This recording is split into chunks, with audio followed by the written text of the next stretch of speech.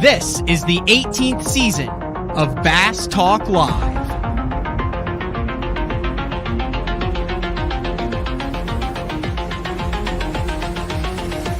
With your host, Matt Pangrath.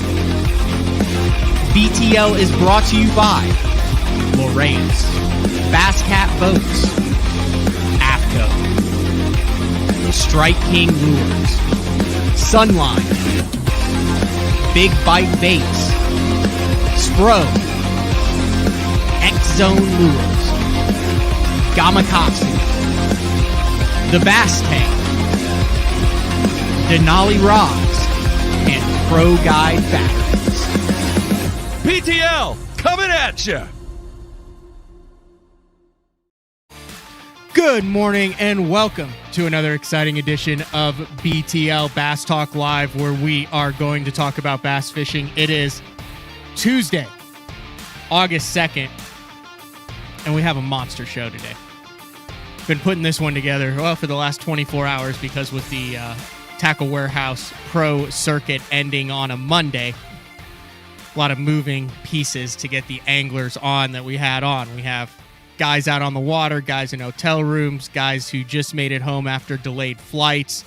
But we have, we don't have a new, we have a new Tackle Warehouse Pro Circuit Angler of the Year, who is the same one from last year, Michael Neal, repeating as Pro Circuit Angler of the Year, and ended up locked in a battle with none other than Justin Lucas, who very sneakily has had a crazy good year. You take out the 101st at Rayburn to kick things off in the Pro Circuit, and he finished 14th, 13th, 13th, 2nd, and 13th.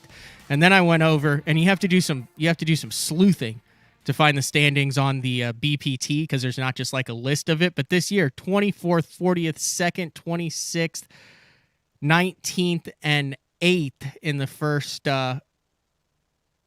events of the BPT. So I said, dude, you can't beat Michael Neal to be number one on the Pro Circuit, but maybe I can get you on the show so you can be number one in front of Michael Neal. There. Was that a low blow there, Justin? I don't care, dude. It's okay. First of all, thank you for doing this. I know you guys have a crazy schedule. You finished you were in the top 20 at Champlain, right? Like 14th. 14th, yeah. So you fished on Sunday. Yep. And then yesterday, and then today, and then you start practice for the BPT on Cayuga, the next to last stage, on Thursday. Yes. So this is you got it under control, Matt. I do have it under control. So I've found over my time covering the wonderful world of professional bass fishing that those awkward breaks up north are some of the times that pro anglers enjoy the most. You have 2 or 3 days to kill. You don't really have any sponsor obligations. It's the time of the year where you have a plethora of fisheries where you can just go out and have fun before the next one. Is that kind of where you're at right now? Oh, yeah. You see what I'm doing. Cooper's out here casting a drop shot. He's more interested right now in catching bluegill and yellow perch. He really likes the yellow perch because they don't have teeth. But yeah, we're out here killing some time. We're going to start heading over to Lake Champlain today. But yeah, it's fun, man. We're having a good time. Cayuga or Champlain? Oh, Cayuga. I'm so mixed up. I don't even know where I'm. Oh, you just had one blow up on it. Is that guy behind you moving in on your hole? No, we all launched here at the same spot. Okay, I'm just making sure that there wasn't anyone sliding in on you back there. I'm just trying to catch a largemouth. I caught so many smallmouth this week. I'm trying to actually catch a largemouth now, and I caught one on a drop shot, believe it or not. And so far, but this little marina here, it's got some in it, so we're gonna try for a little bit until we start heading to Cayuga. Are you making Cooper reel that spinning rod right-handed? Dude, he's casting left-handed and reeling right-handed. That's borderline child abuse. You need to switch that handle so he looks normal, like a normal spinner rod fisherman. Dude, if you cast... So here's the thing. If you cast with the hand and you don't switch, what's wrong with that? Like, so I cast left-handed on spinning and bait caster and reel right-handed. And then Cooper, he's actually casting more, I would say, right-handed. So we might have to switch it on him, but for now he's doing all right. Is he ate up with fishing? It's kind of a weird 50-50. It seems like kids of parents who are big time pros are either not fishermen at all or completely obsessed with it. Cooper, do you like to fish? Yeah. You do? Yeah, he likes to fish. I'm not pushing it on him by any means, but he definitely enjoys coming out here. You know, we're camping now. I don't know if I told you that or not. Yeah. But we're camping again. We used to camp. Okay. Several years ago, we had an RV. Now we had a fifth wheel. Now we have a motorhome, and it's really fun for him now because he'll be 5 in a couple months, and we've been chasing frogs every night, and bluegill and yellow perch and bugs and everything. So it's been a lot of fun. But I'm not. He's really into bugs and stuff. That's his big thing. But he's also, I mean, dude, he's sitting here casting 20 yards from the boat, no problem, throwing a little drop shot with a number 4 hook, and he's got a little tail of a flatworm. All my beat up flatworms he takes, and then we cut the little tail off, and the bluegill and yellow perch love him. It's so weird. I mean, I remember, like, I feel like he was just born. Yeah, well, he was just born about almost 5 years ago, Matt, but it goes by quick. It sounds like you're doing a decent job at being a dad, though. Someday. Hey, I'm sure I'm like every other dad out there, and you're like, what am I doing? I don't have a clue, but I've got a good wife, and I have good kids, so I'm very thankful. Well, I wanted to get you on to talk a little bit about the pro circuit season, second place finish in the Tackle Warehouse Pro Circuit Angler of the Year. Really quite an accomplishment if you look at all the professional level tours. By far, almost double the size of any of the other tours. What there's like 80 some on the BPT, like 94 on the Elite Series. You're talking 140 to 150 anglers through 6 events. Second year in a row since I believe the last time you fished the pro circuit would have been like 2013, and you had a top 5 finish in that Angler of the Year too.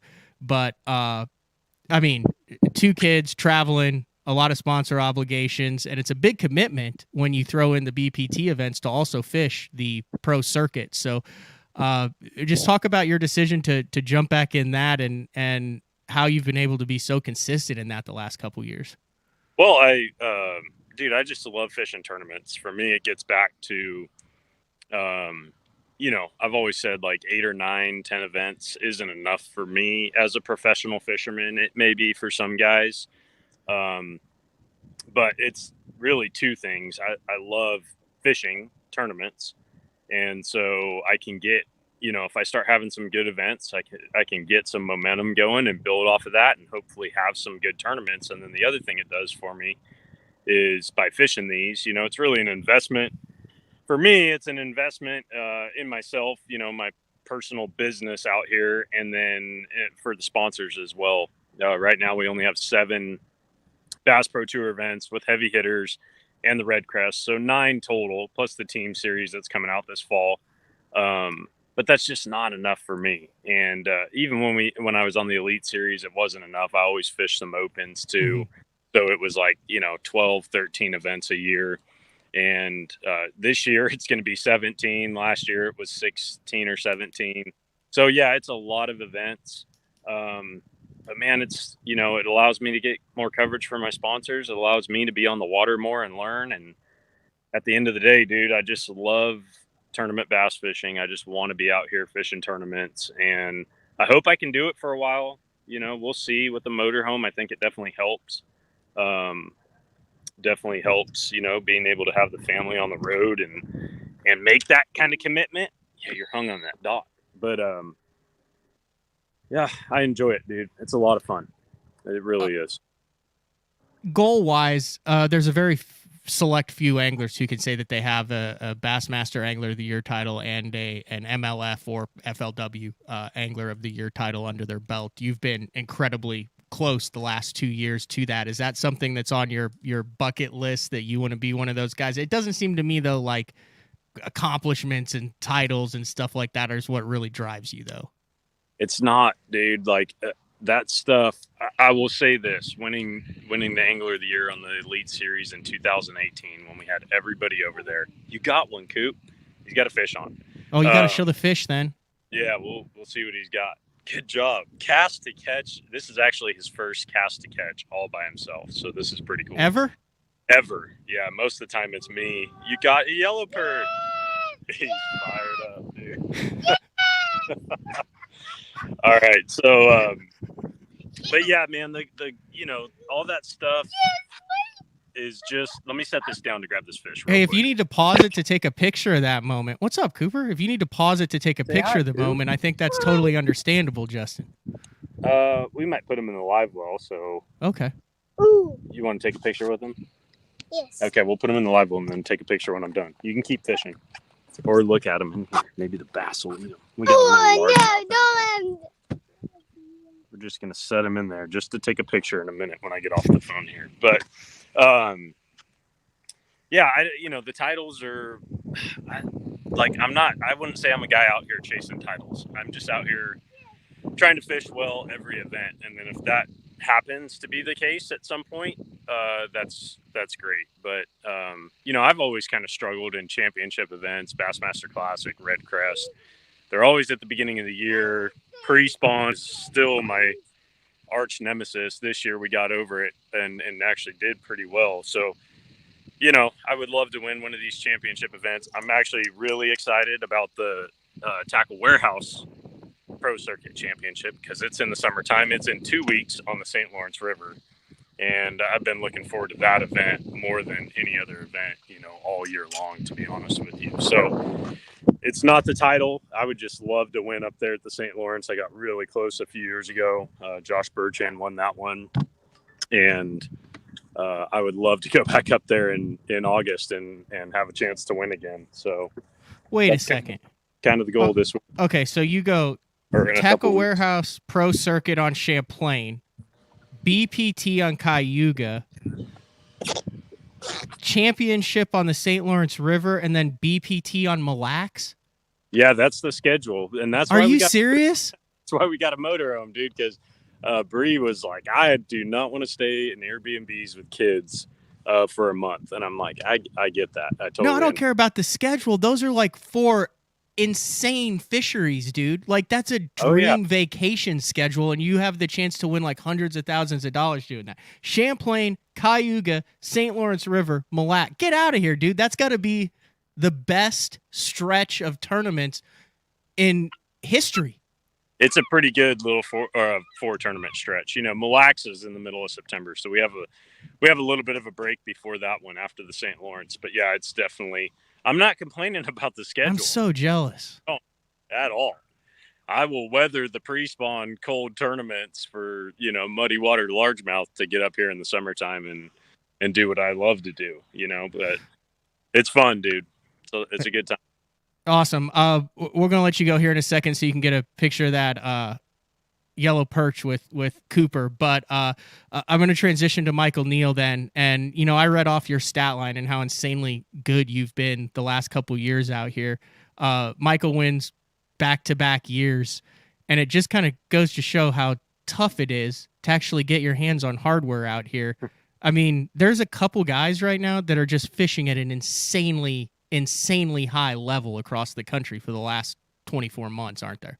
Yeah, I would put I'd put Polinick, Wheeler, Jordan Lee, and Michael Neal in that category. Those guys are what they've done the last couple of years, it's crazy. And Jordan had a little bit tougher season last year, but this year he's killing it. Top fives, it seems like every event. And Brandon, of course, he's on the verge of his second AOY, and no one is surprised by that. So yeah, man, these guys are getting better too. That's why I honestly, I've had a really good time fishing this Tackle Warehouse Pro Circuit, for the simple fact that I think it's helping with guys like me and Michael Neal and Bobby Lane, Chris Lane. We will in a sec. I think it's helping this circuit, showcase some of these guys that are doing well out here that people might have not heard their names before, because there's some really, really good fishermen on the Tackle Warehouse Pro Circuit, formerly FLW Tour, and they're able to show what they can do against guys on the Bass Pro Tour, and they're doing well. And we've got a whole new class of guys that are going to be coming up that made the top 10 in the points this year. And man, that next year, that Bass Pro Tour roster is going to be absolutely stacked. You know, you look at that 2nd through 10th place that made it, because Michael and I double qualified. So you look at those 8 guys that are coming in, and it's a stacked field, dude. Some really good guys. Absolutely. We'll get to that in the second half of the show, as who qualified. Right now, I think you have a very anxious 5-year-old that is wants to get oh, well, wow. He's literally like in the live well. He's in it. He's all about it. He's trying to re-catch the fish, I think, because he's got the drop shot in the live well. Okay. All right. Well, I will let you take care of business at hand. Thank you for jumping on. Congratulations on a great Tackle Warehouse Pro Circuit season, and good luck at the next little stretch there, Cayuga, and then the St. Lawrence River. Yeah, I didn't realize that. I wrote it down here. I'm so jealous of you right now. Don't worry, I won't have any fun. It won't. All right. Be about it. But thank you for having me on. As always, I appreciate it. And next time we'll get on for a little longer and hang out a little longer, and maybe even next time we can talk about golf, Matt. And state. Yeah. No, I definitely I've been itching to have the golf conversation with someone. Like I said, I golfed for the first time in 5 years 2 days ago, and I hurt every muscle on inside, outside, torso. It hurts so bad. All right, go jerk some perch. That's how you know you're in your mid-30s. Welcome to that life. Yeah. I'm already there. All right. See you, Justin. See you guys. All right, that was Justin Lucas, Cooper's first cast to catch fish ever. That was cool.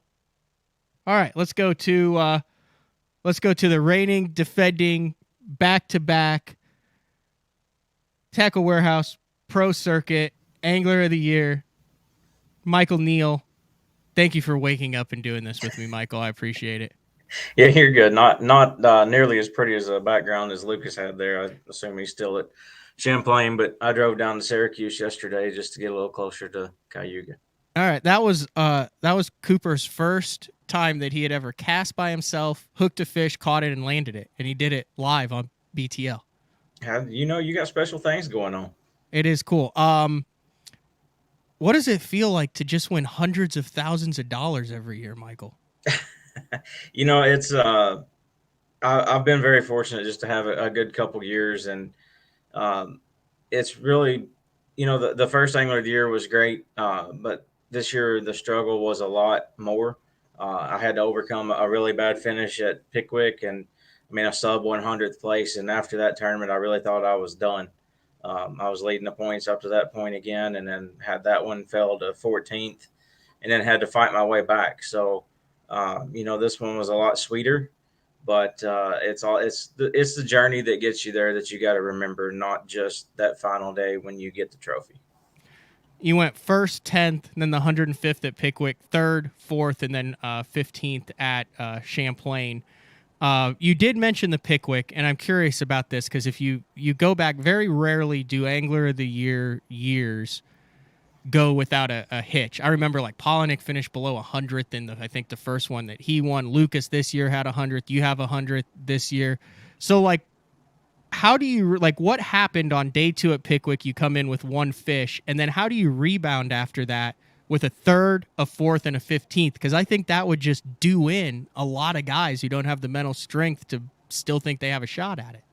Yeah, I went into that tournament and just fished wrong. I knew it was going to be, it's Tennessee River. I should have been fishing the way I know how to fish, fishing offshore or at least down on the lower half of the lake where the water's a lot more stable. And I opted to run way up the river and actually, fish Coffee Slough is where I went, and fishing cypress trees and stuff like that. And the water dropped out on me, and I really didn't have a backup plan. So after that point, I really, like I said, I thought I lost hope in it, but I wanted to finish out the year strong with at least a top 5, not knowing how everybody else was going to do. So I just kept my head in it, and that's just, I think 90% of fishing is mental.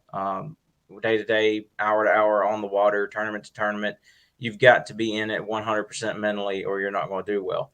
And just being able to rebound like that. I mean, like you said, Polinick's done it. Lucas did it this year. A lot of your top guys have that ability to block everything else out mentally and just start over and do their best. It's interesting. So this year they did the weight zero going into the final day of the event, and if you look at your stats this year, you fished 4 final days, which meant you had the possibility to finish 10th or 1st in all 4 of those days. It was a 1-day shootout.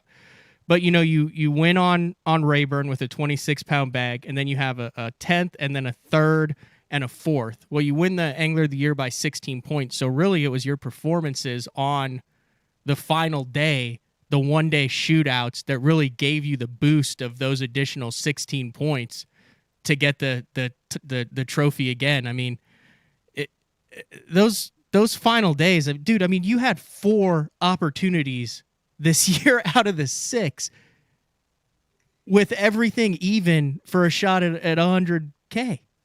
That's insane. That's like a lot of adrenaline, isn't it?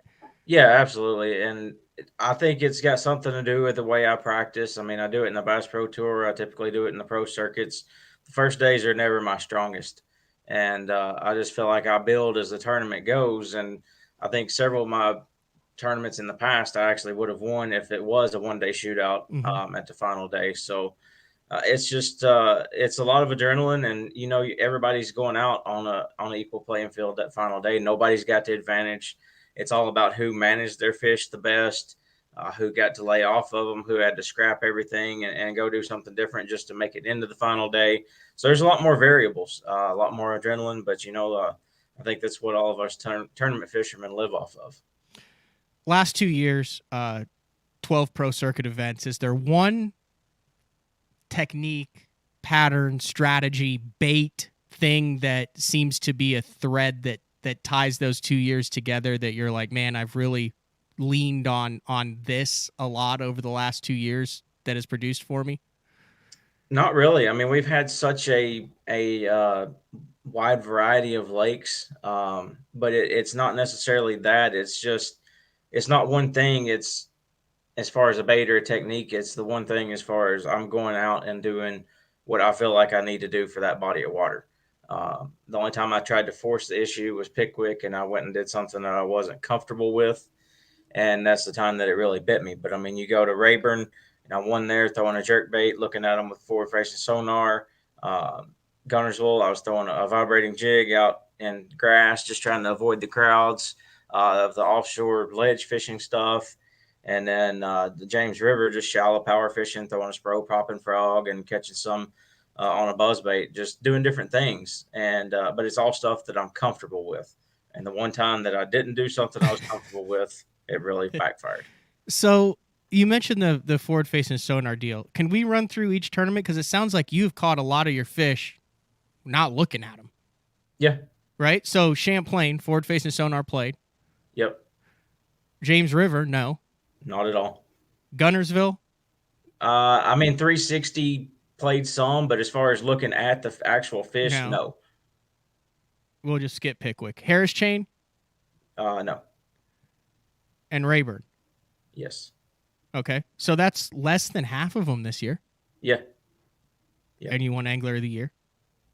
Yeah, a lot of guys, I mean, that's the argument that you hear a lot is these guys wouldn't catch them if they didn't have those electronics. But, I mean, if you look, Jacob Wheeler catches them, whether it's, flipping, punching mats or fishing out over 100 feet of water. It's the same guys pretty much. So then last year on the St. Lawrence?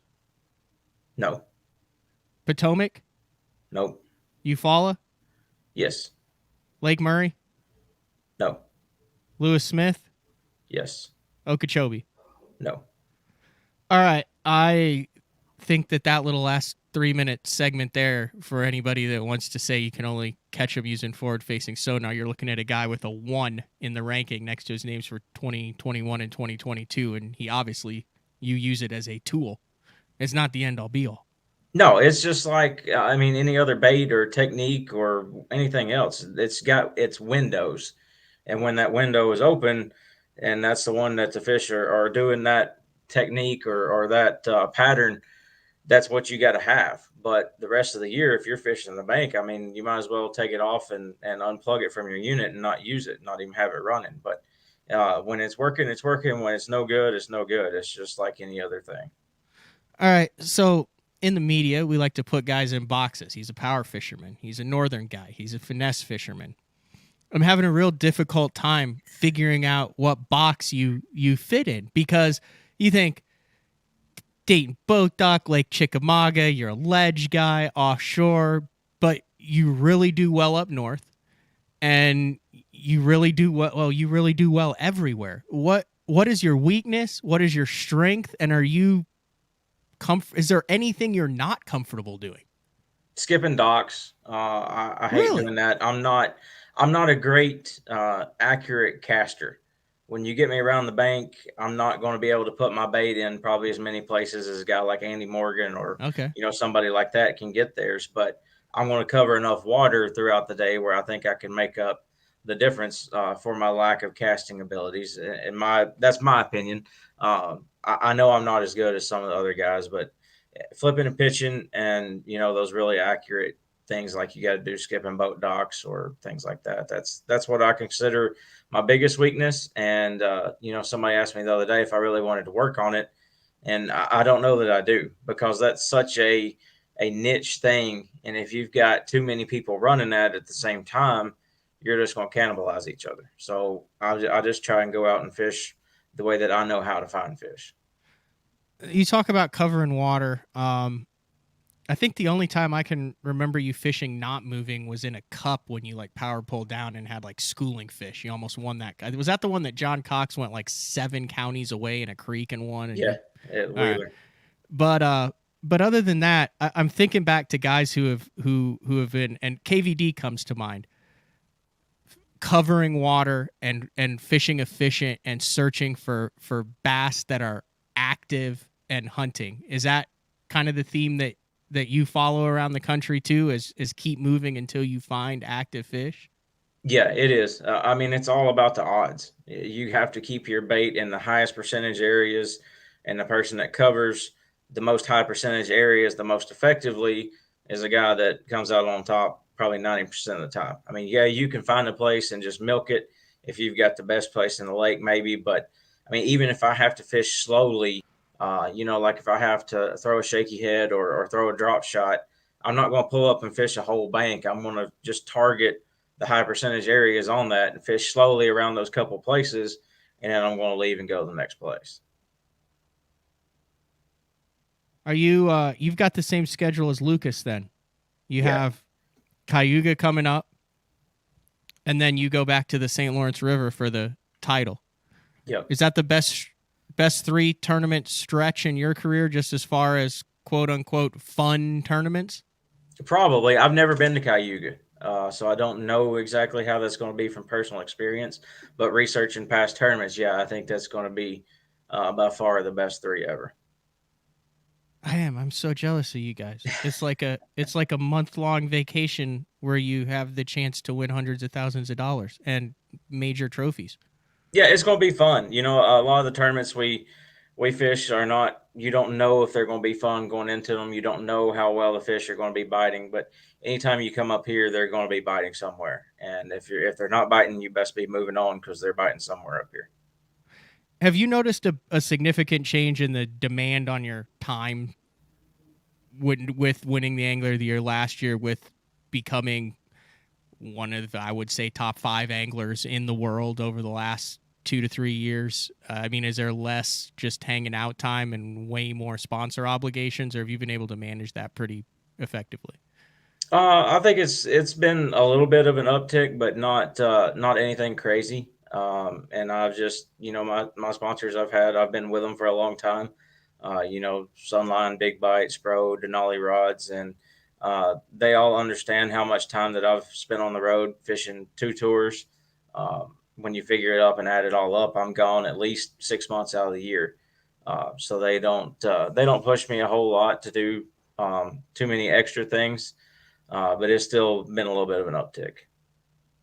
Did you help design that Android? I just got to use it for the first time couple months ago. No, I didn't, but that was the Okay. rod I threw a lot this spring with a forward-facing sonar deal for spots and at Grand Lake and the Red Crest, throwing a Damiki style bait, the small jointed jerk minnow from Big Bite. That's what I was throwing on it on the swimmer head, and I really like that rod. It's labeled as a drop shot rod, 7-foot medium, but it's really an all-purpose do anything spinning rod.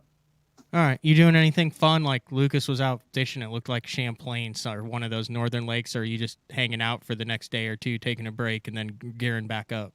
I'm just hanging out. I thought about going to Oneida or even going out on Ontario, but all my stuff is kind of in a disarray, and I don't know what to expect for Cayuga. So I'm just going to get everything back in order, swatch out all I had in my boat was smallmouth stuff at Champlain. I didn't even make a cast for largemouth. So I've got to re-rig all my tackle, kind of do a 180, I think, and see how everything goes.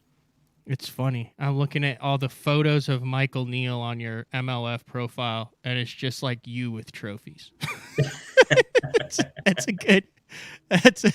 a good problem to have. So, like I said, I appreciate it. I know you've been busy, hectic over the last 48 hours, and with what you have coming up over the next 48 hours. So, thank you for stopping by BTL. And once everything kind of settles down in the fall, I want to get you back on and do some actual in-depth bait stuff, some fishing stuff, some tips, tactics, techniques from one of the best. Yeah, absolutely. Anytime. Thank you. All right. Thank you, Michael. That was the reigning and defending and newly crowned Angler of the Year, Michael Neal. Especially those last two guys. There's a whole group of guys that are in their prime now. It's the Michael Neals, like Lucas said, Neals, Wheelers, DC, Polinick, Lucas, Bertrand, Elam. It's insane how good they are and how good all these guys are at business too, right? So Michael Neal runs a really big tackle shop there in Dayton. Justin Lucas, big time non-endemic sponsorship, big sponsorship with the Pure Fishing, has all sorts of different lines of baits and things going on. Polinick, you look at what he does with his series, how he branches out, the diversification of these anglers, how seriously they take it, and how much longer they all have in their careers with multiple decades ahead of all of them. And I think also, you see it in golf or tennis, you get guys who push other guys, and it's like a respect and a friendly rivalry. But man, across bass and the BPT and the pro circuit, there's 10 or 15 of these guys, and at any point any of them can win, and it's really impressive to watch how consistent they are, especially then when you're talking newly married, kids, traveling, all these different distractions, and then the money that's coming in to be able to remain that focused. Crazy impressive as a guy who's in my mid-30s trying to do a podcast 4 days a week and fish the Bassmaster Opens. All right, I see our third and final guest for the second half of the show, Phillip Dutra. Met him at ICAST. Like I said, if you listen to the Andrew Loberg show, I talked to him. I was like, yeah, I've heard of him. I knew he won an Apex last year. We'll talk into that. He had a great year, made the title. He's going to be fishing in a couple weeks on the St. Lawrence River for that title. But really interesting story with Phil, West Coast guy, moved out east. And I didn't know this, but had not fished outside of the California Delta up in less than 3 years ago, and is making money all across the country now. So we are going to take our first break of the show, and when we come back, Phil Dutra. Your key to better fishing this season is Elite FS, now available at a new lower price. Get Elite FS9 today for $9.99, and we'll throw in a C-Map reveal chart, our premium mapping solution, for free. Elite FS works with all state-of-the-art Lowrance sonar, from chirp, side scan, and down scan imaging with fish reveal to high-resolution active target live sonar. Elite FS9 and C-Map reveal. Offer ends August 31st. The new Puma STS has been redesigned from the ground up. With the angler, design, function, and performance in mind, nothing on this new offering was compromised, and the only thing carried over from the previous version is the name. Based on the Soft Touch series hull that started with the flagship Jaguar, this new model is nimble and performs incredibly well at all speeds with either a 250 or 300 horsepower engine. Featuring a new 96-inch wide-body footprint, this hull measures out at 20 foot 7 inches in length. Industry-leading design coupled with tournament-winning performance. The Puma STS from Basscat. Feel the rush.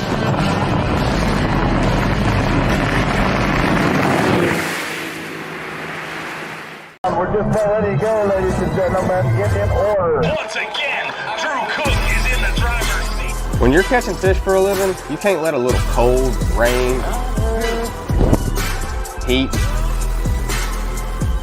humidity, or anything else get in the way of a payday. I wear APCO. Any fish, any water. The KVD 100 Jerkbait. 15 different colors. A perfect combination of roll, wiggle, and flash. Increased castability. 3D eyes. Premium black nickel hooks. KVD.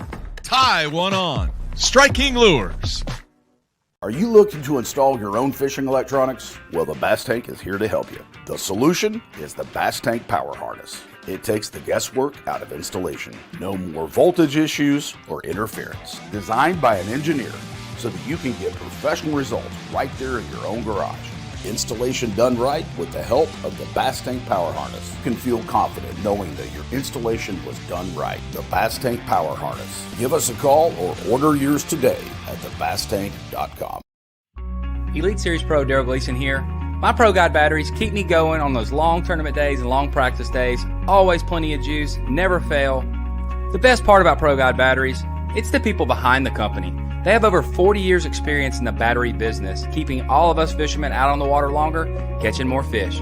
Check them out at ProGuideBatteries.com. What's up, Bass Talk Live fans? Brandon Polnick here.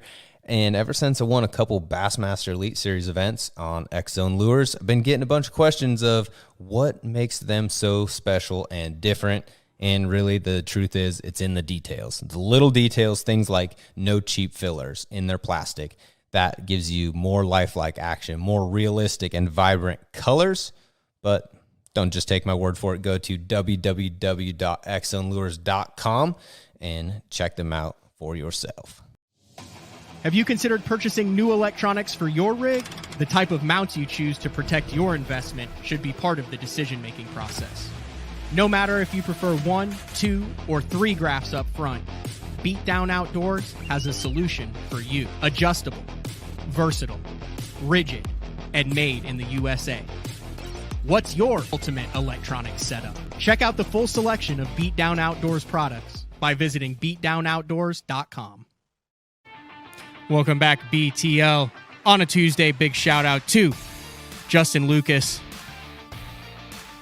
and Michael Neal. 1-2 in the Tackle Warehouse Pro Circuit Angler of the Year. You don't even want to go look and add their average finishes and standings and earnings together. It's absolutely insane what those guys have done over the last couple of years, because obviously Michael won it last year. I think Justin finished 4th last year. Just a bunch of top 10s and top 20s in the mix there. A couple things also, if you did notice, yes, that was a new commercial spot to close out that segment with BTL, and we would like to welcome Beatdown Outdoors to the BTL family. These guys are, I think they're out of the Ozarks area. They've been around for a while, but it started out I don't know how they started. I don't really know the story. I just know they have the mounts that raise up. So my buddy had one, and I was like, there's no way that's going to work. Like, that's going to totally be in the way of casting, because it comes up like to waist height, right, with the graph, so you can see if you're using forward-facing sonar or whatever you're using. That did not get in the way at all, and now we take his boat every time he goes, because he has one, because when we're crappie fishing, it's like right there, and it's amazing. So I will be running one on the Cat for the remaining 4 tournaments of the year, and then we'll get some of the guys from Beatdown on to talk about what goes into actually making a quality graph mount as more and more inches of graph go on boats, and you require better and better views and angles of the graphs. I think I think one of the things that kind of got behind was the actual, kind of graph mounts that cater to forward-facing sonar to actually being able to see what your investment is. And Beatdown has done a great job of that to where, it can be a regular graph mount up front if you're flipping, pitching, and if you want that graph up higher to where you can see more, you can add a Beatdown, and they're like one of the only guys, they might be the only guys in the industry that are doing it. So big shout out to Beatdown and a new ad. I thought the audio sounded pretty good. I cut that myself. I was impressed with it. I mean, it's no Strike King Jeffries voiceover, but anyway, all right. Let's get to our third guest of the day. Jam-packed BTL today, and it would be none other than Phil Dutra. Now, I saw him. He was over there monkeying around with his phone. He texted me, he said, I don't have any audio, but based on him smiling, I think he can finally hear me now. We're good. We're good. What's up, dude? Thank you very much for jumping on BTL. I know you had a very late night last night trying to get home in Alabama, right? Yeah, moved to Alabama, and thank you, Matt, for having me on. Been a big fan of the show for a long time. But yeah, it was a little, I'm in Alabama, Gunnersville. Moved to Gunnersville and back in January. Yeah, no pressure following Lucas and Michael Neal there. Yeah, right. Yeah, Lucas was one of the reasons that we specifically chose Gunnersville. He's a good friend of mine from back in California, and he kind of talked me into the Gunnersville area, and we fell in love with it. We love it here. Really? He was, yeah. I mean, I went out and did a documentary a number of years ago on Lake Gunnersville about how many guys have moved to Lake Gunnersville. At the time, I think both Jordan and Matt Lee lived on there. You had Boyd Duckett, Chris Lane, who had moved there, Kevin Hawk, Justin Lucas, and Randy Howell. And I actually, in that documentary, got Hawk with the FLW trophy, Duckett with the classic trophy, Chris Lane and Randy Howell all together on the edge of the lake. So it was 3 classic trophies and a Forest Wood Cup trophy all together. Like, it was like the coolest shot that I've ever had in my life. That is very cool. It seems now like Gunnersville was the place, and now it seems like guys are also going to Chickamauga too. Like Gunnersville and Chickamauga, the two main deals right now where guys are moving from to hone their craft for professional bass fishing. Yeah, for me it was more just a strategic location of being on tour. You're basically in the dead center of everywhere we go. Because we go to Florida, up to New York, over to Texas. So if you live in any one of those 3, that's nice. But then anytime you got to go from New York to Florida, New York to Texas, or vice versa, that's an extra day's drive. So being in Gunnersville, Alabama, you're dead center. I haven't had to have more than everything's been within 10 hours except upstate New York, and I was still able to do that in one day. I did it in 19 hours, but it was still one day. Nice. All right, you've got a really cool story that I'd heard about, wasn't very sure about until, like I said, I had Andrew Loberg on, talked to you at ICAST, and was like, I got to have you on. So let's set the table for what we're working with here. From California originally, correct? Yep. And grew up on the Delta. Yes. And literally only fished the Delta. Literally only fished the Delta until 2.5 years ago. So how does that work? How does that work where you're not like, oh, let's just like ease up to Clear Lake? You didn't fish turn. Like, how do you just end up only fishing one body of water? Yeah, I'll try to keep it quick. I was born and raised on the Delta. I live 5 minutes from the ramp. My grandpa has a houseboat there. So since I was 3 years old, I grew up on his houseboat every Friday to Sunday, and just fell in love with it. And I had a 18-foot Ranger with a 1992 Ranger with a 150 Yamaha, very old and beat up. So I just fished everything local, and everything that came to the Delta I fished for the last 15, 18 years. And I've always wanted to do more and fish more on the West, but with that kind of boat and just financial situations and family and whatnot. Sorry, it's loud. That's fine. That was a guy going really, really fast on a lawnmower. Anyway. That's exactly what it was. Anyway, I mean, that dude was going like 50 on a lawnmower. I heard him coming for a while, but anyway, so I just fished everything on the Delta, fished it 200 to 250 days a year my whole life. I always had careers and jobs that allowed me to do that. And then I always wanted to fish more than just the Delta. I wanted to fish the whole West Coast deal, but I didn't have the boat until 2.5 years ago. Then once I got the boat, I said, well, I want to fish, my goal was I wanted to try to be the best on the West over time. I never thought in a million years I'd ever live back, in the Southeast and fish on tour. I tell people all the time that wasn't even a dream of mine. That was a fantasy, because dreams people pursue, fantasies are so unrealistic. And I never thought in a million years that would ever be realistic. So I started fishing all the stuff on the West, and I had a lot of success the last 2 years. I made 10 top 10 cuts there's a couple different circuits that I fished, not just the MLF. And then last year, it was the first year I fished all 3 of the MLF Toyotas, not just the Delta, and I won Angler of the Year.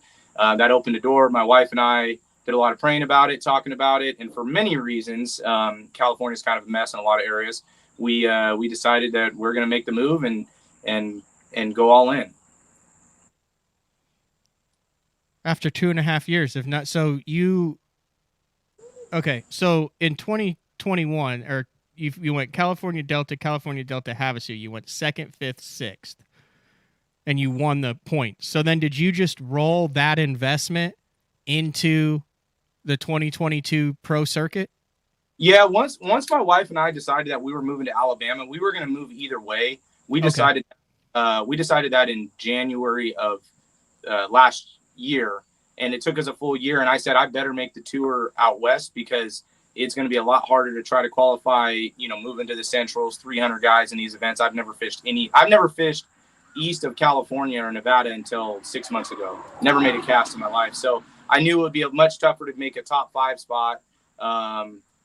Out here compared to doing it out west. So we were moving either way, and I just said, I better make it. And so I made it, and here we are. So we were going to move either way, but I wanted to fish the tour once I decided we were moving. And that was my best chance. Okay. And then you rolled with Loberg this year. Yeah. Me and Loberg, man, we talk, we're like a married couple, man. We talk 10 times a day, practice together, travel together, pre-practice together. We do everything together. Is he as mellow, like on the water and rooming with him, as he comes across in his interview? I've had him on a couple times. He's very impressed when I have him on. He, like, for a young kid who's a rookie, like, seems to have his stuff together. Is he always like that, or is that just a interview ruse and he's actually all over the map in real life? No, he actually, that is him. He's we pair well. I'm definitely more of a spaz and high energy, a little bit more. He kind of hones it in, and we work well together because we definitely thrive in different areas. But yeah, that's him. What you see that's definitely him. He's a calm guy, and he keeps his head on straight, and yeah, that's him. All right, so you go 69th, 49th, 49th, 119th, 24th, and 61st in your first year. Based on what I just learned about your story, really, really strong first year for a guy who had never set eyes on these places until the event, right? Yeah, I was very happy, Matt. If you told me 6 months ago that I had 3 top 50 cuts and I cut 5 of the 6 checks, I would have been thrilled and made the championship. That was the only goal that I obviously didn't win was the Rookie of the Year. Congrats to Nick Hatfield for that. But yeah, I mean, I just said, hey, if I can make the championship and make like 2 cuts and maybe cut 3 checks, I had no clue what to expect. Zero. I didn't know if I'd be able to translate what I've learned back home out here. I didn't know, how good is the competition out here, all those factors. So I had no clue. So yeah, I'm very, very, very happy with the season.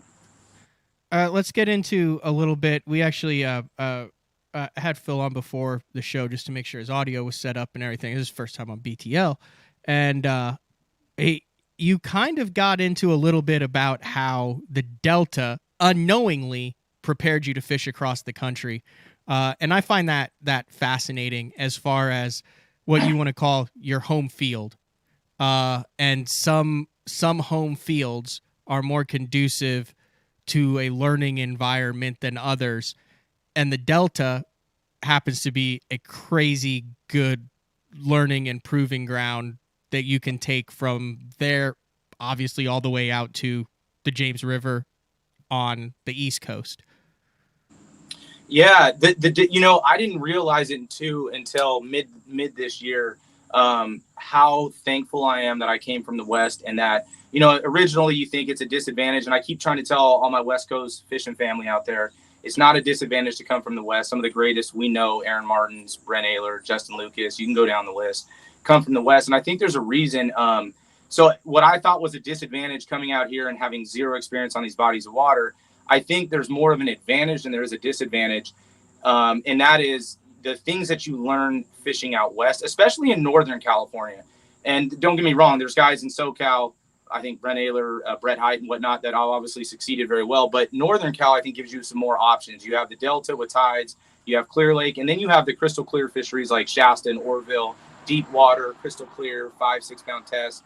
And the Delta specifically, what I love about it is the guys that have excelled from the Delta and have done really well over time, you get super crazy analytical and detail oriented to the minute, 20-minute windows, 15-minute windows. So I think the one thing that guys that can take from the Delta is you're looking at so many extra factors when you fish the Delta. It's not just watercolor and weather. It's height of flow, speed of flow, direction of flow. And there's 15 and 20-minute windows. I can take you out and go down a bank and you can catch 10 pounds, zero fish or up to 10 pounds. And 5 minutes later, you can make the same cast and catch a 30-pound bag. And then 5 minutes later, it's all over.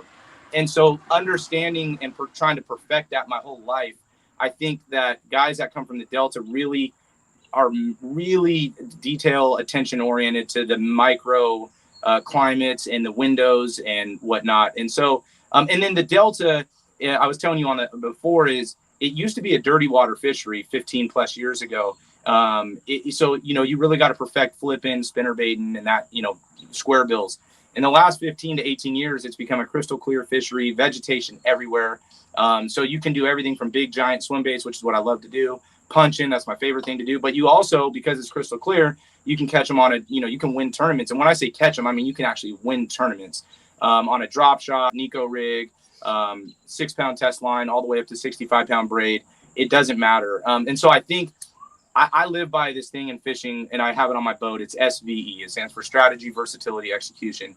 And the versatility that comes from the Delta that I think that I gained, and the West Coast in general, but really the Delta is really helped me back here tremendously. Was it hard to adjust to the fishing pressure in the 150 boat fields and the 3-day tournaments and multiple day tournaments? Because that's a lot of variables that, just fishing the Delta that you have to take into account. I mean, then you're dealing with like different man-made, natural reservoirs, all that. What was the hardest adjustment for you this year?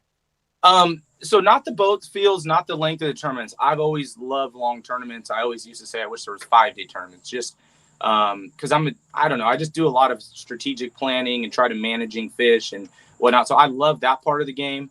And the hardest thing that hit me this year, thank God it was mostly on the Toyota Central, so it didn't hurt me too bad, was there was a few things that I learned that on the Delta that are opposite of fishing lakes. And that's even for back home. But and I'll give you an example. At Chickamauga on a Toyota, I fished every time I tried to get up in the Tules, it was like a foot of water for like 300 yards up into to the Tules. And so every time I practice and I'd stop the motor, I'm like, it's a foot of water. I got 300 yards to go and it's all the same. There's not going to be fish back here, because on the Delta, they live in a foot of water, but there's got to be 2-3 feet, 10 feet away from them, because the tide's going to drop and that's going to be dry land.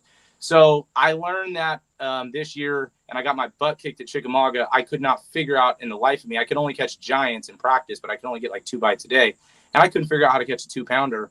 And then I learned it the last day of the event. So that was like a little bit of a learning curve. Did they get up there in that shallow water? Did they get way up in that shallow water and stay up there over the 300, or were they just not up there? No, so they were. So what happened was, at the end of day one on the Toyota event, I read the MLF article they put out, and they said something about, guys in the Tules all caught 10 to 13 pounds. About how to heart attack, because I really do everything. You're like, that's my jam. I'm a Thule guy.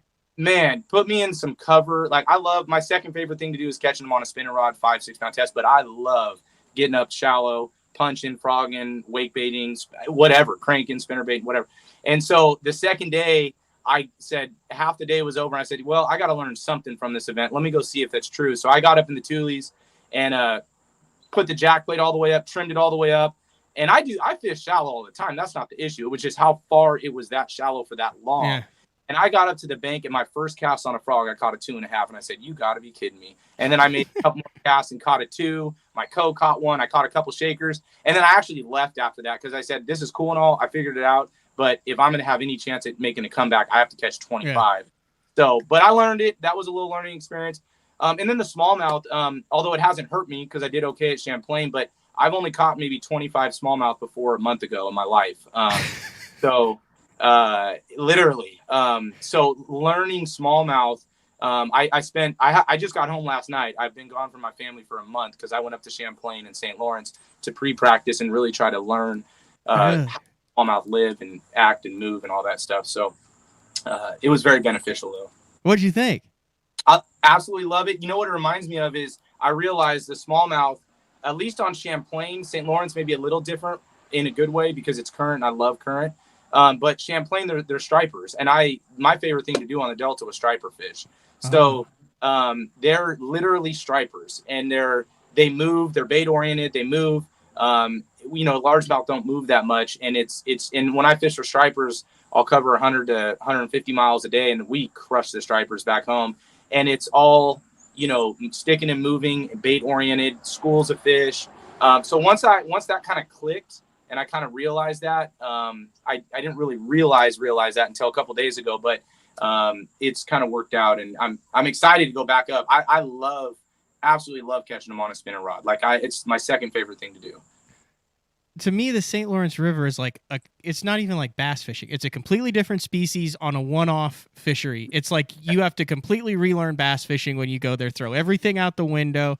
Did you get that feeling too? Because I covered a bunch of tournaments there for Bass Zone and BTL. I go up for the Open last year. It's different when you're actually, I've fun fished Ontario. I've done all that stuff before. But when there's like money on the line and you're trying to figure it out, that's like just a one-off. I feel like it's so unique. Yeah, you couldn't agree more because it's current oriented. It's not just smallmouth, and it's 30 foot of visibility. I haven't been everywhere you've been by any means, but it's got to be one of the clearest fisheries we'll probably go to, I'd assume. And it's current, right? So I like that though, because I love current, because for me, whether it's one-way current or tidal, to me, it makes things easier in regards to how fish position. So I like that part of it.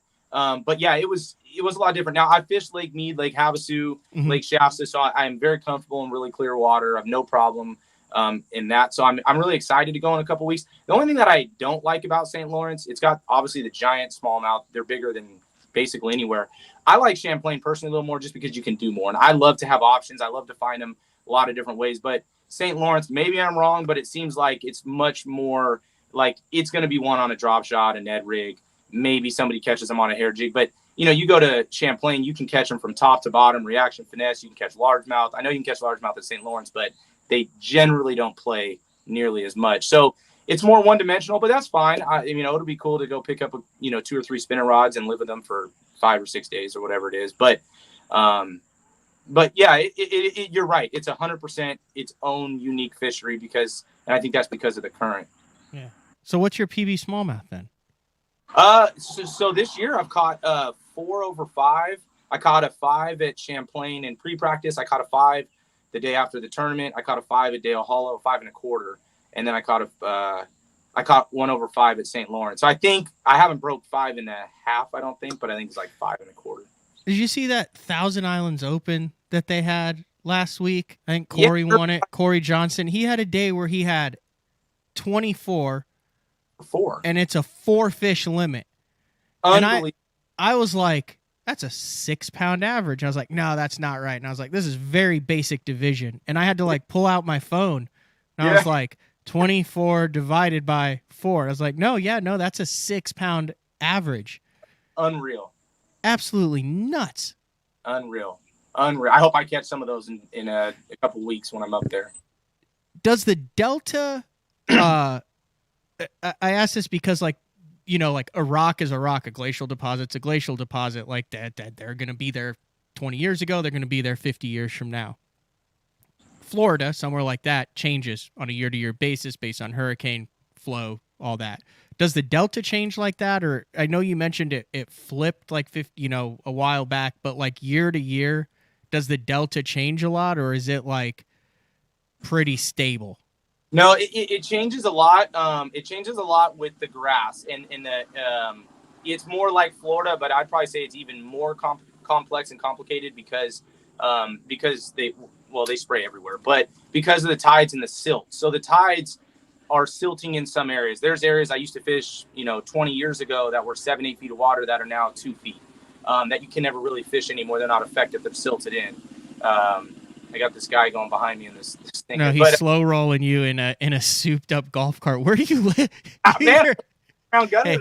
You've got two options. What's going on? You're either in a nice residential area or you're a block from a bar, and there's a lot of people who have made poor life decisions in the past that are trying to get to the watering hole. I'm a quarter mile from the launch ramp at Browns Creek. I'm not just driving lawnmowers and stuff, but anyway, the delta fluctuates a lot because of the grass and the silt, and the salt. So, I was really known in my beginning years of the Delta. I fished mostly the brackish side. The first 7-8 years I fished tournaments. And then after that, I fished all over the Delta. I run 150 miles a day. But the brackish, with the water problems, that salt is moving up some years. Then you get good rains. And so that's changed areas a lot. But mostly the silt and the grass being different, and the foreign grasses that have come in the last 7 years. There's so many new grasses and none of them are good. Unfortunately, all the new grasses come in. They're not good and they're dominant, unfortunately. So they choke out the Eladia and the good stuff. But the big change, 15, 18, 19 years ago was it used to be dirty primarily all the time. Then it became clear, but then everything else is the grass is changing, silts, brackish water, that situation is always changing. All right, I want to make a list of this. This is making a lot more sense why you have so many guys who Ishes and Ish and all the just an Aaron and crazy amount of guys. The list of variables on the Delta of stuff that I've never even thought about is astronomical. So you have tide, you have silt, you have salt. Yep. You have grass. Yep. You have natural current too. Well, it's the tide is both ways. But is there tide and current? I don't know. Is there a difference between that? I know the tide generates current, but even on a slack tide, is there flow? Yeah. So the bigger the tide, which it changes all the time, you'll have as low as a foot of movement, which a foot of movement over 8 hours is going to be much slower than 4 foot of movement over 8 hours, right? Okay, I got you. And that's why I always say speed of flow, height of flow, direction of flow. When people talk tides, it's not just the direction. It's not just, low tide. I hear a lot of people say, the low tide bite is good. Well, you talking about low alco, low income, low alco with what's the speed of flow? Low alco, how low was that low? Was that low a 1? Was it a 0? Was it a negative 0.5? Was it a 2? So there's all these excess variables. And, I got to say a shout out to a guy who has really helped me go deep. I don't know if a lot of guys know him, but back home, he's a legend, Bobby Barrick. And if you ever get a chance to listen to some of that guy's interviews, he's not, a lot of people think he exaggerates. He talks about 9-minute windows, 7-minute windows, 22-minute windows, and he's not lying. And that's how I'd fish the Delta. You got 20 minutes where you can catch 30 pounds on this bank, and the rest of the entire day, you may not catch a fish. And if you do, it'll be under 2.5 pounds. So when you start to see that, and then, the big factor you forgot is you have over 500 seals that live and breed 24/7, 365, and they eat nothing but largemouth now. And they're destroying the population of the Delta. So, and I mean destroying. They go under hyacinth mats in 2 feet of water, eat 8-pounders every day, 365 days a year. It's tragic. So you have seals. Yeah. And they will wipe out an area, especially in the winter. They will destroy an area. They find them, they'll eat every bass in that area. Will you see them munching on bass? Oh, all the time. I mean, especially in December, January, February, March, when the grass is the least and the fish are the most lethargic and they're packed up. And even into the spawn when they're spawning, the seals go up in the shallow bays and they pick them off beds. Oh, I've seen thousands of bass eaten by seals with my own eyes all the time. All right, we'll add seals to the list. You'll be at. And it'll be loaded. My partner and I, we did well in the Delta for many years on team stuff. I fished 25 team tournaments a year. And, you'd find the money, stretch them out. You can catch 30 pounds out of it. You show up in the tournament and there's 2 seals under there just gorging 8-pounders. And it's done. It's over. And then, you're like, oh my gosh. And the population, look, I've been fishing the Delta since I was 3 years old. And I could argue this to the bank that I think 70% of the population from 2008 is gone. So for every 100 fish 13 years ago, there's 30 or less today. Those freaking seals, man. It's the seals, it's the spraying, it's the politics, Yeah. it's a lot. But yeah, it's pretty sad. But with that said, you can still catch 30-pound bags. Yeah. But back in the day when you used to catch a 30-pound bag, you could catch 30 fish and you were culling 3.5 pounders all day. Now you catch 30 and you had 6 bites all day and you ran 150 miles and you hit 65 spots and you got 7 bites. You landed 6 of them and you had 30 pounds. All right. So you also mentioned invasive grass invasives. Yeah. The seals are the ones that sit on like the red buoys. Like when I was there in 11 covering it, they're just like, we're here. Yep. All over. Yes. They sit now. They breed in the Delta. They used to just come in the Delta for a couple months and chase the salmon and stripers up back in the day. And now they live there. Yeah. Now they live there. You have the water clarity that changes a lot. And then you mentioned the politics, and Gary said the politics, LOL, WTF, but you're talking about like spraying, water flow, like all that stuff, right? There's always seems like there's some controversy on the Delta as far as. It's all about the water there, the taking the water down south, putting up dams. And because of that, they're killing, I can talk about this for hours and I won't, but they're killing so much of what they're doing is they're trying to eliminate bass fishing so that they can have less opposition so they can take all the water down south in a nutshell. But so you have a lot of issues revolved around politics and water fight, the big water fight in California. Yeah. So like you go to Lake Champlain and you just like, you show up and you're like, all right, we can catch them here. Yes. Yeah. Yes. That is fantastic stuff. What's your end game here? Like, is this 10, 15, 20 years what you want to do? Goals, dreams, ambitions? Yeah. I want to take it as high as I want to take it as high as I can go. I'm extremely competitive. I want to be the best in everything I can. I push myself to I always tell people I don't know a lot about a lot of things in life outside of 5 things. And one of them is bass fishing. And I take it so serious. I'm extremely hard on myself. I want to take it as high as I can. So originally I thought that was going to be on the West Coast. I thought I was just going to try to pursue to be the best, on the West. Now, since I'm on tour, I live here, the goal is I want to make the Bass Pro Tour, and I want to take it as high as I can, as long as I can, God willing. And I'm not here just to try it out or to say it was fun. I'm here to really compete and hopefully continue to get better and move up the ranks. And, ultimately that's the goal is to do it full time. I have a full-time career as well, which blends very well with what I do. But what do you do? Yeah. What's that? What do you do? Full-time career? I'm part owner in Arbor Wealth Management. It's a financial advisory practice. Okay. Works out well because most of my clients are hunters and bass fishermen. So works out really well. Nice. I want to get you back on for a full show sometime after this summer's over, after your season's over. I'm intrigued. You just casually mentioned 5-6 pound tests, drop shots, stuff like that. That's a realm that I really don't think a lot of guys live in, the 5 pound test realm. 4, 5, 6. Yeah, I caught them all at Champlain. Well, not all, because I caught them on a lot of different baits, but everything I caught on the spinning rod was 5 and 6 this week. You think there's a big difference between like 7 and 5 or 8 and 6? I do. I'm like Aaron Martin's kind of like when it comes to that kind of stuff. I'm not comparing myself to him, but I'm saying just the same thought process. I talk about strategy, versatility, execution, and execution when it comes to landing fish. And I'm like a freak. I've spent hundreds and hundreds of hours trying to perfect like the minute differences in the rods, the hooks, the drags, the lines, all of it. And that's part of what I feel like has carried me where I'm at. All right, we'll do a finesse fishing show. Because if we do that, we'll go another hour. We got to go both extremes because I throw a lot of big giant swim baits, and I think they go hand in hand. And most people have, I'm actually giving up a lot that I never thought I would. But on the bigger bait side, there is a massive misconception of big baits on tour, and I've thrown them all year, and I've caught them everywhere we've been this year.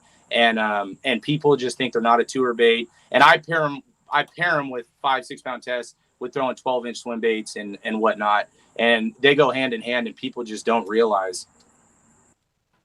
Yeah, it's cool. I saw you just posted on Instagram. I pulled it up, that big giant rat. Yeah. I'm trying to get into the rat game.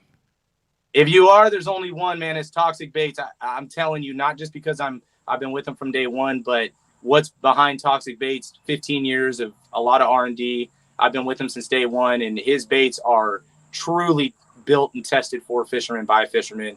And I've been a part of that from day one. And his baits are unbelievable. And his rat is, in my opinion, by far the best. And I've thrown them all. I catch them all over the country on that rat. Awesome.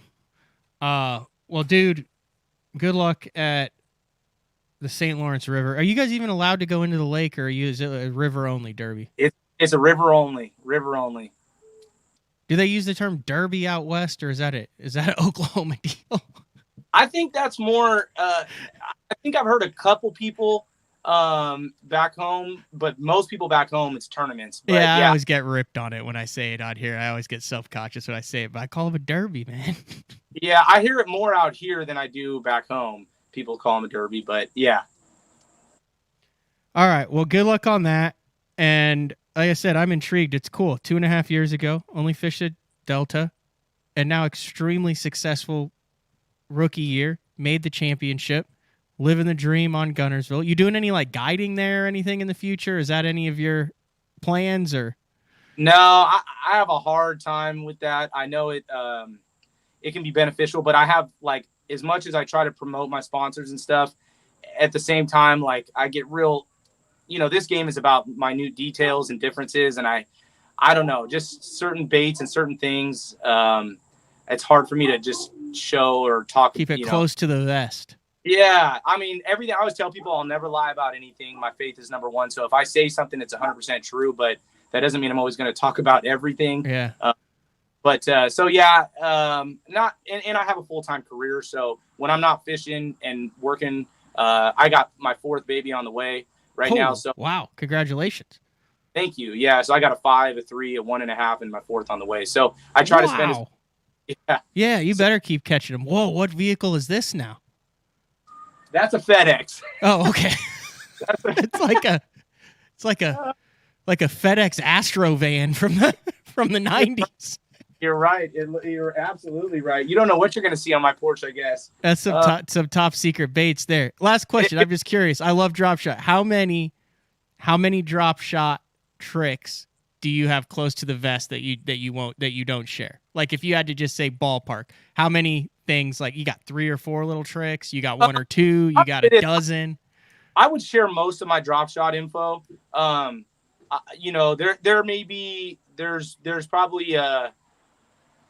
may be one thing I wouldn't talk about, but I would share most of what I do on the drop shot. I think the drop shot is hard for people, same as a swim bait back here, especially not back home. But I think back, it's hard for people to really gain confidence, even if you tell them, what the juice is and what to do. If you're born and raised with a flipping stick and a spinner bait or whatever, it's hard for guys to really apply it. So I kind of talk about it a little bit more loosely, but and a Nico rig, man. I love a Nico and a drop shot. I live with those 2 baits on my deck year round. Makes sense why you did so well cashing checks this year then. Yeah, and I caught them from top to bottom, giant baits to swim baits to the drop shot, the Nikos. But I think I always say, and I know you probably got to go here soon, but I always say with the big swim baits and everything, I think the biggest misconception of any bait, whether it's a drop shot or a 10-inch glide bait or a 12-inch glide or a toxic big rat, people have this misconception that it doesn't work because I tried it and it didn't work in this situation. And I always tell people every single lure or whatnot is a tool, and you don't use a hammer for when you need a screwdriver. And there's certain tools you use a lot more, but then there's other tools you don't use as much. And the tools you don't use as much, you might not pull them out as much, but when you need them, it's the best tool for the situation. If you don't have it, you're missing out. And so I like I said, I use everything. Very rarely do I have less than 25 rods rigged up. And oh, geez. Yeah, I mean, that's how now it doesn't mean I use them all in a day. There is a lot of times, you just got them. But yeah, man, just learning when to use each tool. And I think that's one of the best things that for all my West Coast family, anybody out there, but if you can take something, if you're thinking about coming out from the West and you're scared of, hey, I don't know the bodies of water, most West Coast guys, this is not a knock on anything else. This is just from what it is, they have a lot more versatility in their arsenal. Just being able to do, from mega light line to big baits and punch in, everything in between. And so I think there's a huge advantage on tour when you're able to do everything and know, and the biggest thing is to know when to use the tool and when not to use the tools. But, so. That's good stuff. No, I mean, you mentioned that's right up the alley. So this year, I'm fishing all 9 opens this year, and I'm just getting my teeth kicked in, and I've completely changed my strategy to try to win in top 10s, because last year, I grew up in Illinois, been in Oklahoma for 18 years. Don't ask me why. Love finesse fishing, spinning rod. Caught 90% of my fish on a spinning rod. Dang it! Hold on a second. We made it an hour and 16 minutes without the spam on the feedback. All right, it's gone. But I caught 96. So last year I caught 90. I was like limit all 9. Almost made the Elite Series. Caught 90% of my fish on a spinning rod, drop shot, Nico, wacky worm, Ned rig. And we got to talk about this after. So I did BMR squared, which is my Bridgers Marina rip wrap and ramps for high percentage fish using high percentage baits, and then employed a spoke and hub theory where you have your home base. And once you're comfortable with your home base, you've created your hub, then you explore the different spokes to try to increase your weight. Safety valve, high percentage areas, transition areas where you're always going to have a population of fish that is never a spot that someone else can get on in a 200 boat. You can't call a stretch a riprap. You can't say, hey, this is my marina. Anyway, and then employing those spinning rod techniques. I just, the way you talk, I would enjoy talking with you about that strategy after, because it seems like you did a little bit of that kind of same thing this year on tour, taking high percentage baits that you're familiar with, a little bit non-traditional, and riding it all the way to the championship.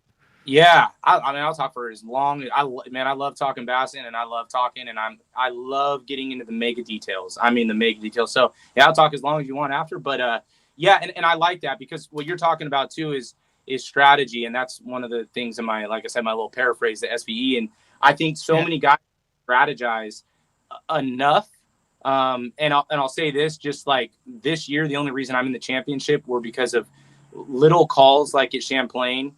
I knew that I needed about 16 to make the cut, but I also knew that I needed about 14 and a quarter to make the championship. By my math, I did all the math leading up, who was where, how many points I had to stay ahead of each. And so I knew, and I had a mental battle with myself, but just the strategic part of saying I bailed on my smallmouth because I had 2 pound-and-a-halfers with 2 hours to go.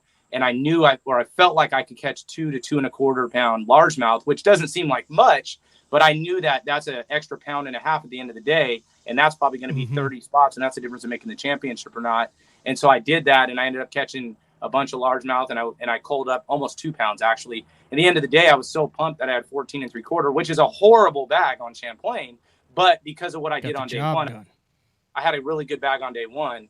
That made it all work. And so I think there's so much, I think a lot of guys don't use that. And you just were kind of, the reason I'm talking about it is because everything you just said, you're talking about strategy. You're talking about breaking things down and figuring out, how do I get to my end game goal? How do I get to the classic for yourself or the elite? And what do I do? And how do I tweak? And how do I perfect this strategy? What can I, and so that's how I am, man. I love to get in the weeds about that stuff. Cause I just think there's an open door there. Everybody wants to catch. It's like, if I don't catch 17, it's a bad day. And you got to look at the bigger picture and all the sub goals that are going to get you there. So I needed to have you on speed dial. I've gone around and around with guys. Yeah, you gotta learn, like Brad Hallman, who I run with. You gotta learn how to freak show them, or you can't play it safe, or it doesn't matter to call up for ounces. You have to be able to bang it out, or you need to But then you've got like Polinick, who lies and says he doesn't look at the Angler of the Year points, or a Zaldane But I'm just saying, there's all the way around. I understand what you're saying there on it, because if I'm investing that much of my time, money, and energy into it, I want to know every possible outcome, existence, consequence to decision, play the percentage games to where I give myself the best chance to get to the end goal.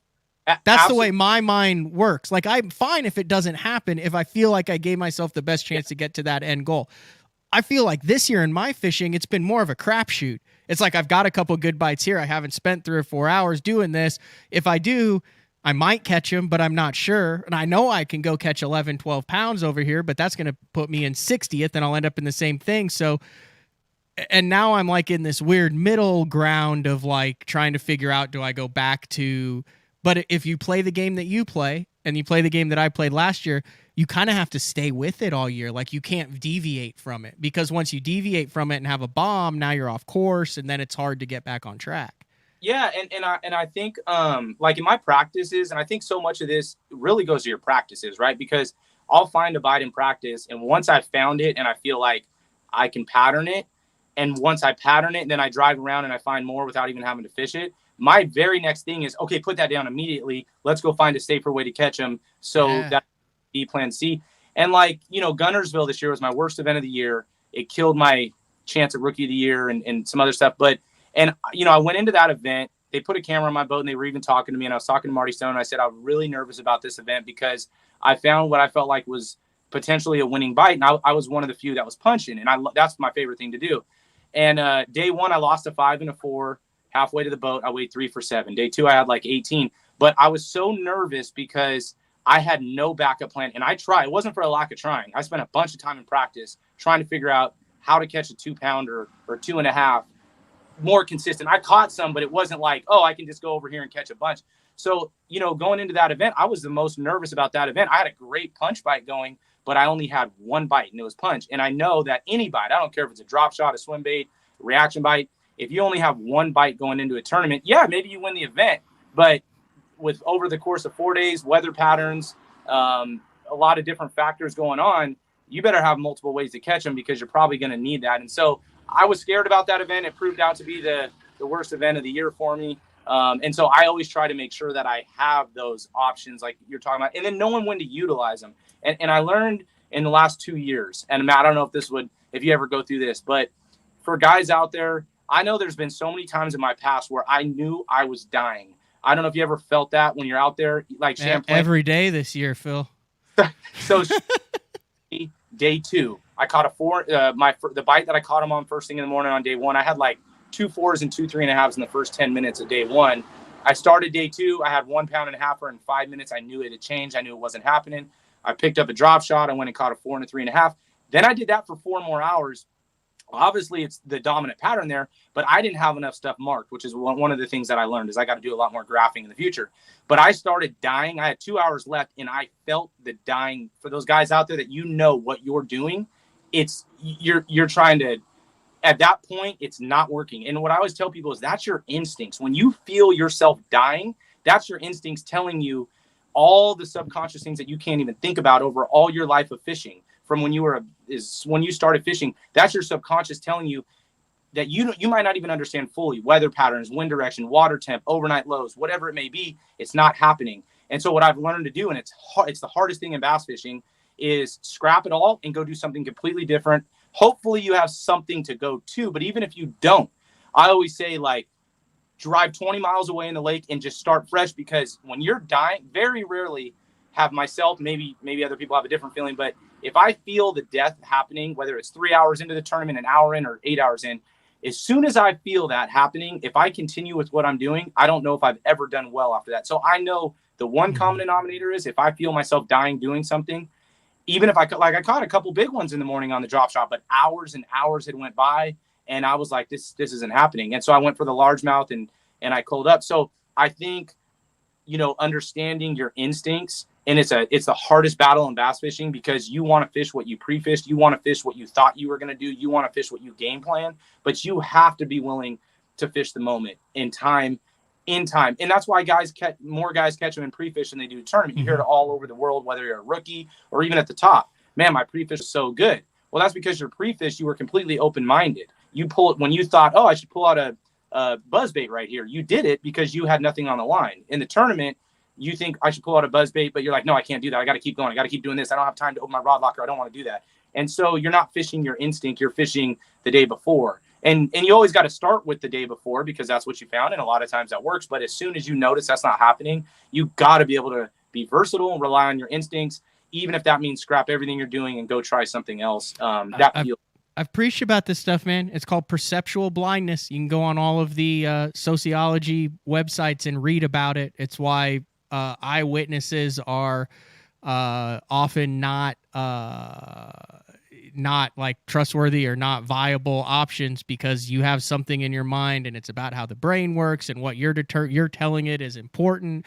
And there's so much things that are filtering in that if you're saying one thing is important, you're literally not perceiving the other things that are there, and to you it feels actually impossible. But when you're not keyed on anything, then everything's an option, so it seems super easy. So like if you're keying on stumps or something, you don't even notice the dock that's there because your brain from all the years of humankind is saying this is what's important to me.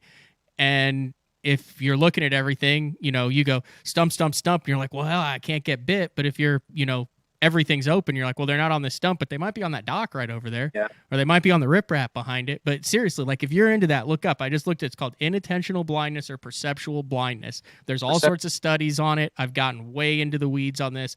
I won't even go through it. People in BTL are sick of me talking about the whole thing about it. But like actual, like psychology papers and stuff written on that theory. Wow, I'm gonna check that out. It completely explains why so many guys who have crappy practices top 10 in tournaments, and so many guys who have practices of their lives finish last in tournaments. It is that concept right there. Yep, couldn't agree more. So anyway, all right, I'm gonna let you go. Like I said, I know you had a plane flight that got 3.5 hours delayed. You just got in. You have a half dozen kids running around. So Phil, I really enjoyed this. Definitely want to get you on we can go deep into finesse fishing and psychology. How's that sound? Man, I'd absolutely love it. Whenever you want, you just give me a buzz. All right, you're the man. Thank you. Congratulations. Good luck on the St. Lawrence chasing those giant smallies in a couple weeks. Thanks so much, Matt. I really appreciate it. All right, see ya.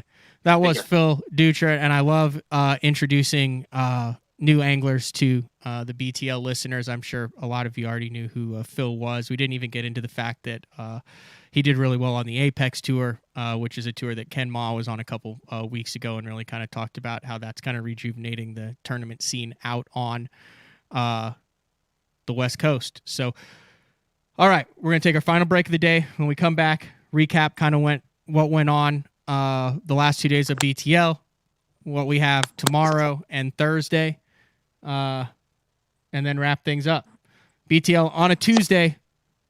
We'll be back right after this. Vibrating jigs are a great choice for any time of year, and the Kamikaze Swim-On is a perfect match for any vibrating jig. 2 sizes and the unique tail design gives it a bait fish profile and a great swimming action for realism. There are 17 colors. See them all at bigbitebaits.com. The Spro Little John crankbait has been around for almost 15 years, and it is one of my go-to crankbaits whenever I need a fish in the boat, so you can never have enough new colors. That's why Spro's coming out with a handful of new colors, including Pearl Shad, which has this bleached out white look, but it's got this pearlescent, really, really pretty. We've got Copper Shad, which looks amazing in the water. It's got that purple flake on the back, really, really pops in the water. And then if you want some real pop, we've got Sparkle Shad, nothing but sparkles all over this thing. And then last but not least, we've got the matte Sexy Shad, just a really different looking color for a crankbait. So you want to give them a little different look, that matte Sexy Shad is definitely the one to go with. All these colors are available in the original Little John and the MD. Combining one of the most popular hook styles with Gamakatsu's beefier Superline offering, the Gamakatsu Superline Offset Round Bend delivers the strength necessary to target big fish in heavy cover. Well suited for braided line and heavier fluorocarbon, the Gamakatsu Superline Offset Round Bend is built using stronger Superline wire that allows anglers to easily fish a finesse worm around heavy cover. The round bend offers a larger bite area, perfect for any worm presentation, while increasing your hookup ratios. The newly enhanced Z-Bend holds your plastics on the hook longer, reducing the number of pull-offs and reducing damage to plastics. Available in 2/0, 3/0, 4/0, and 5/0, this is the most durable worm hook, designed for heavier lines that hold your bait on longer. Preparation is key to success. And that preparation starts well before you ever hit the water. You're only as strong as your connection to the fish, and your line is that critical connection. Confidence in your line every minute, every day on the water is a necessity, and failure, it's not an option. Sunline makes the fluorocarbon, nylon, and braided lines to give you the strength to guarantee your confidence. The new Android series is the peak of the Denali lineup and offers the ultimate Denali experience. The Android series features 36-ton multi-directional graphite combined with interlock blank technology for added strength. Each rod is outfitted with Royal titanium guides that will not fail. The blank is fitted into an easy-touch, soft-feel EVA foam grip with exposed blank reel seat. This all allows the Android to transmit every movement of your bait and even the most subtle bites. The Android series is the finest rod Denali has ever made and offers an angler the ultimate fishing experience with a limited lifetime warranty. See the full lineup of Android rods at DenaliRods.com. Are you looking to install your own fishing electronics? Well, the Bass Tank is here to help you. The solution is the Bass Tank Power Harness. It takes the guesswork out of installation. No more voltage issues or interference. Designed by an engineer so that you can get professional results right there in your own garage.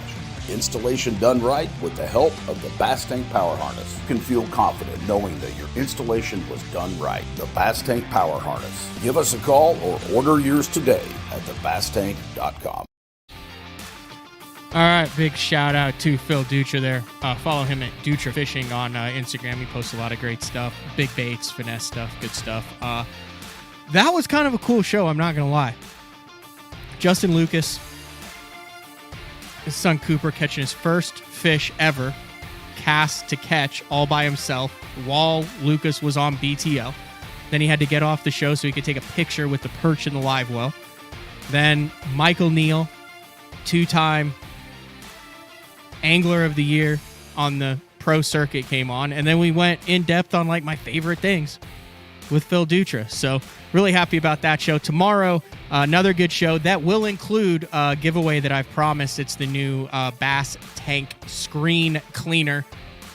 I mean, it's like screen cleaner. It's hard to like talk up screen cleaner. It's just screen cleaner that works really well. That's about how I can talk it up. I've used it.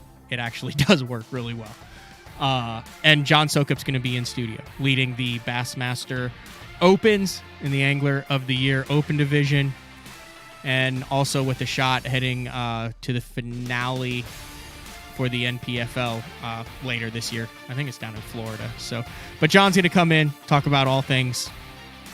We should probably, I kind of want to do a conversation that doesn't revolve around like electronics. We should have like a contest to see how long we could not say forward-facing sonar with John Sokup in studio. I think that he would find that refreshing too, even though that is his primary business. So, all right, John Sokup in studio tomorrow for BTL, and then Thursday we return with an all-new Day 4 with Frank Scalish. That's it, BTL on a Tuesday. Everyone, take care.